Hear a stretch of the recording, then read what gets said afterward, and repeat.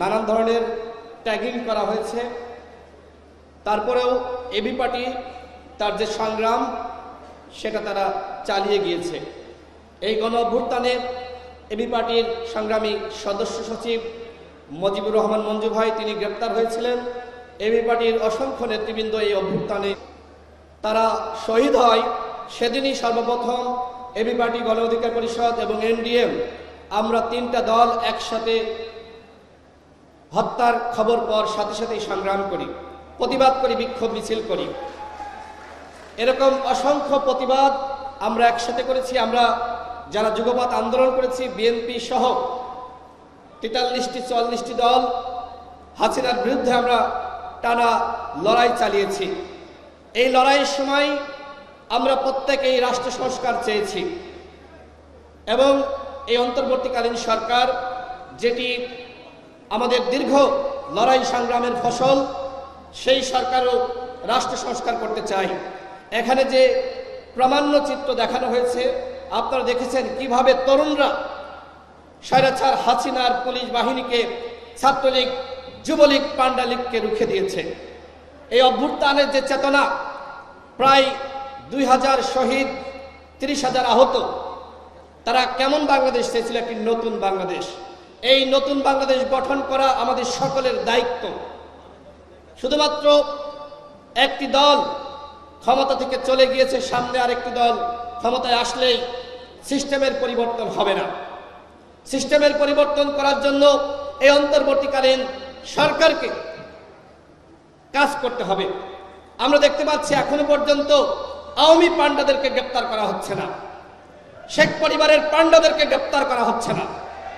পুলিশের যারা সরাসরি ছাত্র জনতার বুকে গুলি চালিয়েছে সেই পান্ডাদেরকে গ্রেপ্তার করা হচ্ছে না। এখনো পর্যন্ত দেখতে পাচ্ছি যে আওয়ামী পান্ডারা বিভিন্নভাবে জামিন পেয়ে যাচ্ছে। আওয়ামী লীগের এমপিরা যারা গণহত্যার মাস্টারমাইন্ড তারা জামিন পাচ্ছে। তাহলে এই অন্তর্বর্তীকালীন সরকার কিসের রাষ্ট্র সংস্কার করতে চায়? এখনো পর্যন্ত শহীদের প্রকৃত তালিকা আমরা কেউ হাতে পাইনি। এখনো পর্যন্ত কতজন ভাই আহত হয়েছে সেই সঠিক তালিকা বিগত 5 মাসেও এই অন্তর্বর্তীকালীন সরকার তৈরি করতে পারে নাই।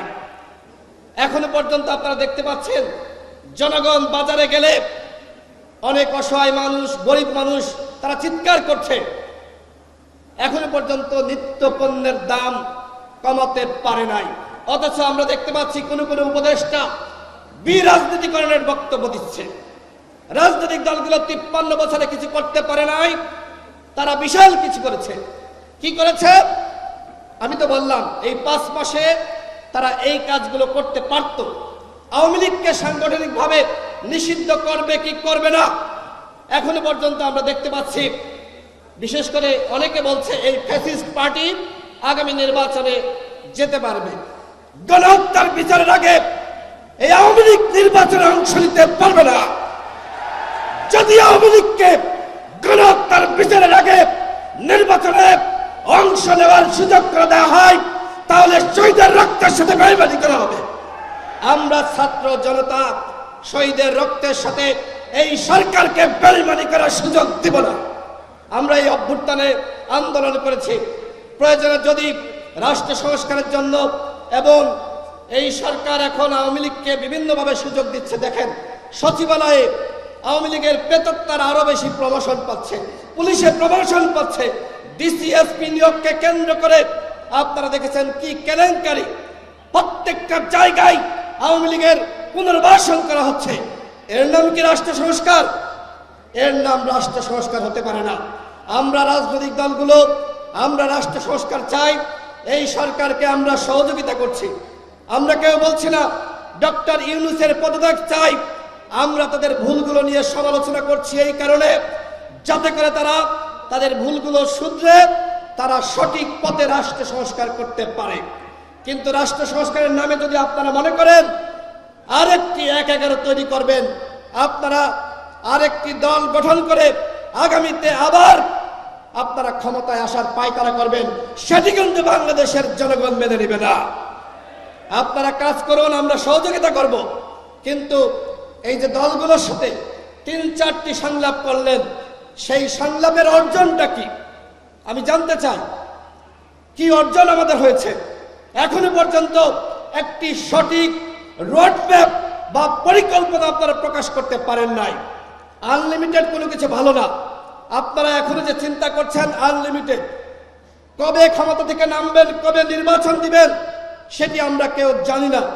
এইভাবে পরিকল্পনাবিহীন একটি আনলিমিটেড সরকার বাংলাদেশের জনগণ দেখতে চায় না।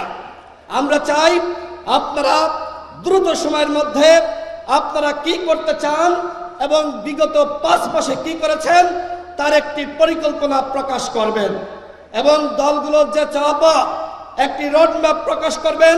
এতে করে রাজনৈতিক দলগুলোর সংশয় এবং সন্দেহ আপনাদের উপর যে তৈরি হয়েছে সেটি কমবে।